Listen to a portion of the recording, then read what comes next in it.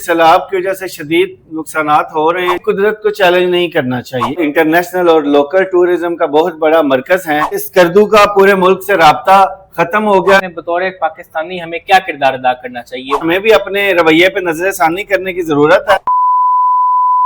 Travel touch پہ خوش آمدید، میں ہوں حسن رفیق۔ شمالی علاقہ جات میں جو اس وقت سیلابی صورتحال بنی ہے، آج ہم اس پہ بات کریں گے، تو جانتے ہیں واصف رفیق صاحب سے۔ سر کیسے ہیں آپ؟ جی الحمدللہ۔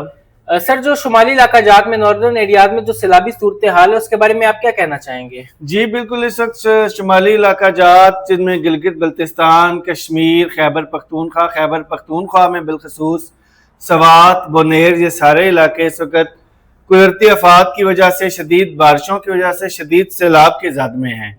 تو اللہ تعالیٰ سے دعا کرتے ہیں کہ اللہ تعالیٰ مہربانی کرے۔ اس وقت پورے ملک میں سیلاب کی وجہ سے شدید نقصانات ہو رہے ہیں، جن میں ہمارے یہ شمالی علاقہ جات جو کہ سیر و سیاحت کا انٹرنیشنل اور لوکل ٹورزم کا بہت بڑا مرکز ہے، وہ اس وقت اس کی لپیٹ میں ہے۔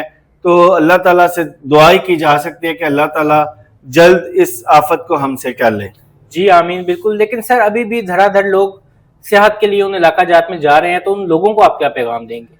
دیکھیں، اس وقت شمالی علاقہ جات جن میں گلگت بلتستان، سوات، اسلام آباد بھی، ایون کشمیر، سب اس سیلاب کی وجہ سے ڈسٹربڈ ہیں۔ دیکھیں، جب اللہ تعالیٰ کی طرف سے کوئی آفت آ جائے یا قدرتی آفت آ جائے تو کبھی بھی اس کو چیلنج نہ کریں۔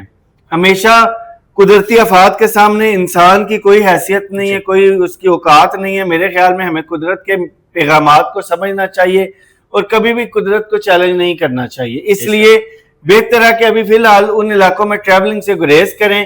اب دیکھیں جیسے کہ اسکردو کا پورے ملک سے رابطہ ختم ہو گیا، کیونکہ سیلاب کی وجہ سے استک نالہ کا جو پل ہے جو کہ اسکردو کو باقی ملک سے ملاتا تھا، وہ ٹوٹ چکا ہے، وہ ختم ہو چکا ہے۔ اسی طرح بونیر میں گاؤں کے گاؤں ڈوب گئے ہیں اور لوگوں کا بہت زیادہ جانی اور مالی نقصان ہوا ہے۔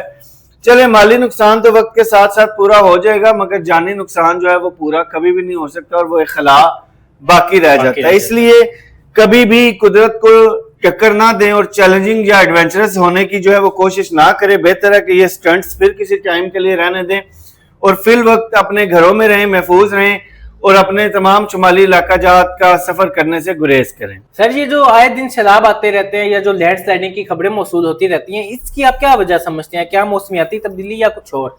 دیکھیں، موسمیاتی تبدیلی بھی اس کی ایک بڑی وجہ ہے۔ بالکل موسمیاتی تبدیلیاں اور پوری دنیا اس سے اور بالخصوص پاکستان اس سے افیکٹ ہو رہے ہیں، لیکن موسمیاتی تبدیلیوں کے ساتھ ساتھ ہماری اپنے بھی بہت سے کام ہیں جو ہمارے ہی آگے آ رہے ہیں، جیسے کہ ہم بہت زیادہ درختوں کو کاٹ رہے ہیں اور نئے درخت ہم لگا ہی نہیں رہے۔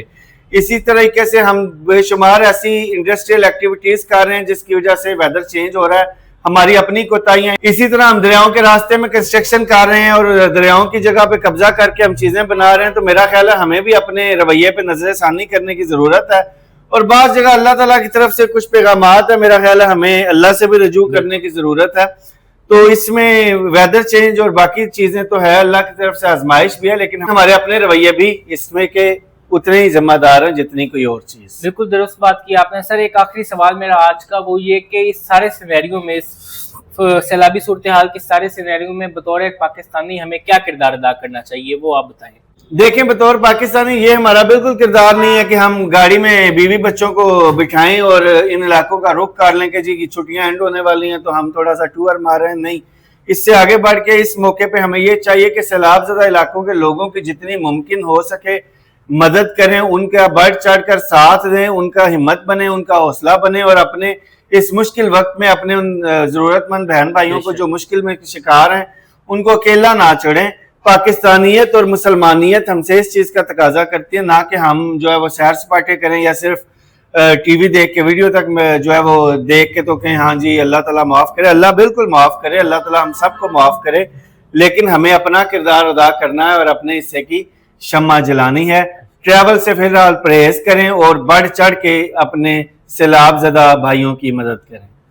جی بہت شکریہ سر آپ کا، جیسا کہ سر نے بات کی کہ بڑھ چڑھ کے اپنے بھائیوں کی مدد کریں اور ٹریول سے حتی الامکان گریز کیجیے۔ Mountains are not calling you, stay at home, stay safe. Thank you.